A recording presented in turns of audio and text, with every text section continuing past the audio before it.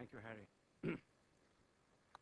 There's a word in this title of today's discussion which makes me rather nervous. And that word is versus. Democracy versus development. We've had nations which have had no democracy but great development. We've had great democracies with very little development. But we've also had nations which have been both democratic and which have developed rather well. So the sum and substance of what I'm going to say now is that instead of looking at democracy and development as somehow being opposite poles, we need to look at our own experience to begin with, and then perhaps to compare it with other large countries and what they've been able to achieve. I'd like to begin by saying that those of us who take beyond our own professional lives an interest and a lively interest in public affairs are so focused on events and personalities that we seldom have the frame of mind to find out what are the trends and processes that over the years have shaped these events and shaped these personalities. And I'm going to speak about these trends and processes in a minute. But before I do so, I'd also like, in order to see that the discussion is as broad as possible, to endeavor as swiftly as I can to get away both from a certain cynical view of ourselves as well as certain very peppy move that seizes us from time to time. And I say this because if you look at what India was in 1947, at the time of independence, you see the kind of challenges that faced the founders of our nation and of our republic. You probably can put into perspective our current challenges as well. We, of course, became independent 66 years ago in the wake of terrible bloodshed and violence. Many doubted then, and in fact continued to doubt until the late 60s, whether India, given her diversity of races, languages, ethnicities, castes, and so on, could remain in one piece. I think India proved them wrong. With the exception of the 20 months of Indira Gandhi's emergency, India has been able to conduct largely peaceful, largely transparent, largely accountable elections. Governments have been voted out and governments have been voted in. And this has been an ongoing process for more than 6 decades. We've also given ourselves a constitution that has been able to accommodate over the decades newer urges and newer aspirations as these have emerged in our public life. The makers of the Constitution were far-sighted in that they took special care to make provisions in favor of those who had been marginalized by society, in favor of Dalits, in favor of tribals, in favor of particularly the minorities. Reservations were also made to ensure that such development as would take place would be even, inclusive. And I think there again, despite ups and downs, the Constitution has served us well. Obviously, we could have done much more. We could have done much more in terms of land reforms, in terms of greater budgetary allocations for quality education, for public health, for sanitation, for availability of drinking water, and so on and so forth.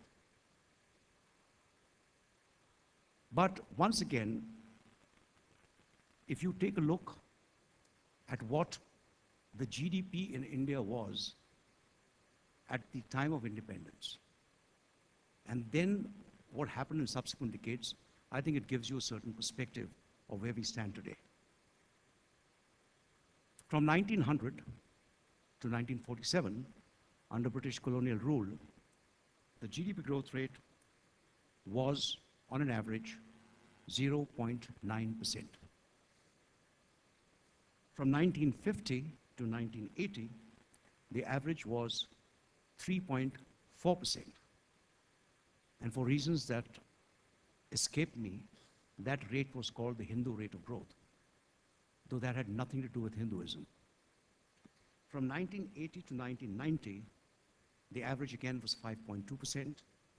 From 1990 to 2000, it was 5.9%. 2000, 2011, 7.6%. And in the past 4 years, of course, we've gone back to anywhere between 5.3 to 5.6%. A lot of explanation has been done of why we've slid from the highs of 7, 8, 9% to 5.5%. Some attribute them to international factors. Similar economies have been affected similarly, and so on and so forth. But there's general view also that much more could have been done even in this period to sustain high levels of growth. Let's take a quick look at some of the other indices to see how far we have gone and how much more remains to be done. Life expectancy was 32 years in 1951. Life expectancy today is 66 years. Infant mortality is a fourth today of what it was in 1951.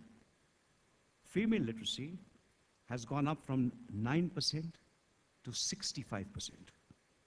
Male literacy from 27% to 82%. I'm now entering a tricky terrain when we discuss about what has happened to people below the poverty line, because as you know, much discussion is currently underway. But let me go by the figures based on the Tendulkar formula. And the Tendulkar formula says that people below the poverty line in 1951 in the rural areas was 47%. It is 22% today. In the urban areas, it was 35% in 1951. It is 20% today. And yet we know that very much more needs to be done by way of physical and social infrastructure,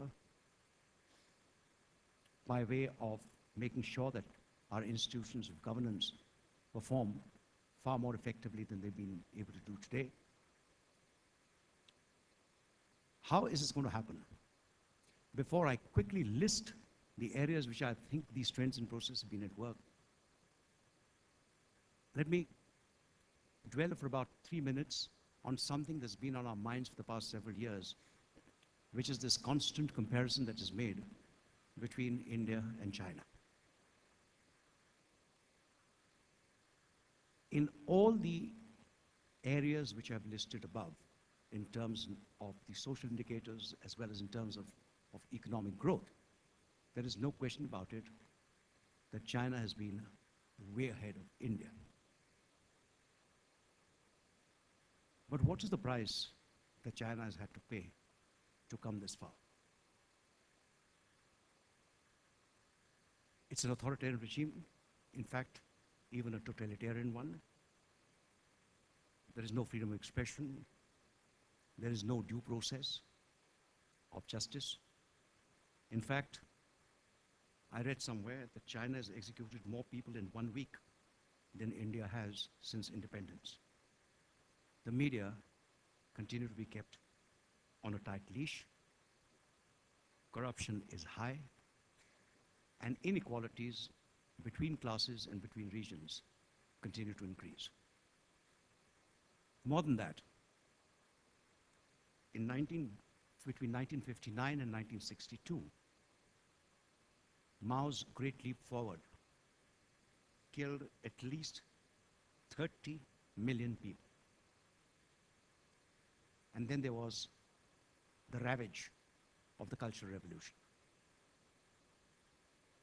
It's only from 1979 onwards that under the impulsion of Deng Xiaoping, economic reforms continue to be made. And there, of course, the strides that China has taken are absolutely impressive. But whether China will be able to sustain a model of speedy economic growth and the grave lacuna in terms of democratic participation in this whole process by the people is something that we will need to understand. I think within the framework of our own democracy,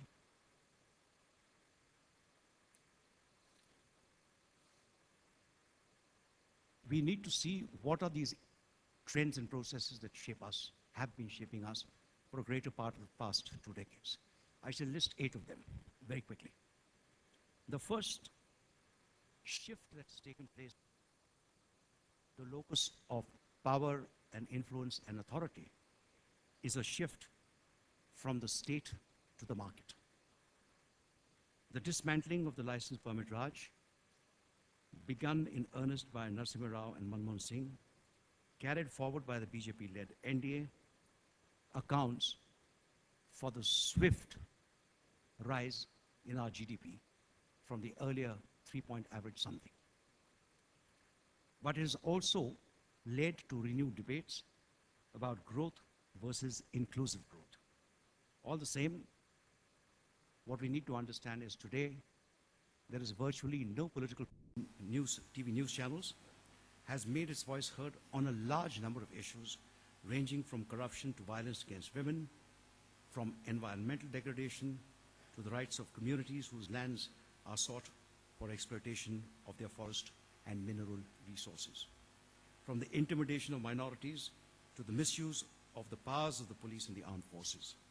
But civil society too would need to address the grave deficit in the civic sense of our citizens.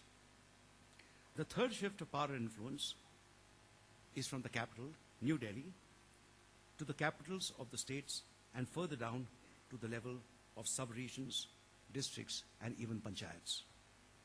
The remarkable rise of regional and caste-based political parties is evidence of this trend, as is the clamor for separate states in many parts of the country. This debate is currently on after the decision to create a separate state of Telangana. More such demands are being made, will be made, and again, it's not the place to debate the pros and cons of this process, but I would merely say that this is an inevitability that will have to be faced. India will continue to be fragmented into smaller states, not, as was the case earlier, for linguistic reasons and cultural reasons, but for reasons of empowerment at the level of governance locally. And I think the key word here is the empowerment bit. People want a say in governance, and that say can only be done when the units are smaller and more manageable. The fourth shift in the country, again, which has had a profound influence both on our society and on our political life, is the shift away from upper caste domination of the system to the growing clout of those in the lower rungs of the social ladder. The assertiveness of the latter to claim a place in the power structure is a fact of life that no one can afford to ignore.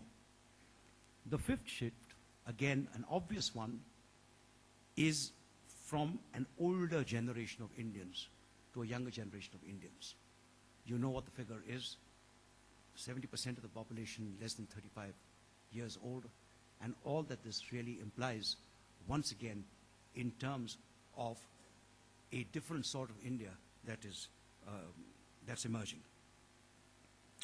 So this trend has been in the offing for a while, and while much is said about the great potential that our current demographics have for our country, it also comes with the warning that unless growth is speeded up and unless growth is evenly handled, you're likely to get millions of jobless people who form a potential pool of anarchy and of violence. The sixth shift is from a male-centric power structure to one that is more gender balanced. And you find this once again both in the corporate sector, you find this in the academic world, you find this increasingly even in our politics. It so happens that three of the most powerful women in our politics today, maybe even four, happen to be women. And their voice is going to count, whether one likes it or not, in the formation of the next government. The seventh shift is from a technophobic India to a technophilic India. The manner in which young Indians particularly have embraced technology is an astonishing feature. And I think this again holds the potential for a lot of good, but it also holds the potential for some dangers. The eighth and final shift is from an India that was non-aligned for several decades, but after the implosion of the Soviet Empire, quick adjustments had to be made. And today, a certain number of those old ideological hang-ups remain, but by and large, the trend, particularly since the days of Rajiv Gandhi down to today's government, I think have been making adjustments to serve the larger national interests of the country. I'll end by telling you something which is obvious if you read the newspapers and see the news today.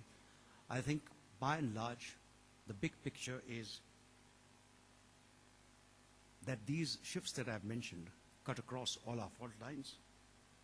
Today, our people demand performance, not promise, deliverables, not rhetoric, tangible benefits in terms of education, healthcare, jobs, prices, and security, not hollow references to identity politics or freebies. It also demands a horizontal, not a vertical system of accountability. No one can take refuge any longer that he or she acted at the behest of a higher up. And therefore, ladies and gentlemen, I would say about democracy and development what one said about the press several years ago. It was said that a free press could be good, bad, or indifferent, but a controlled press is always bad. And similarly, a democracy can have its flaws, does have its flaws. We shirk from accepting the realities that very often what determines elections really are not big highfalutin ideas about foreign policy or strategic matters, or even, I may say, about rival economic theories. What matters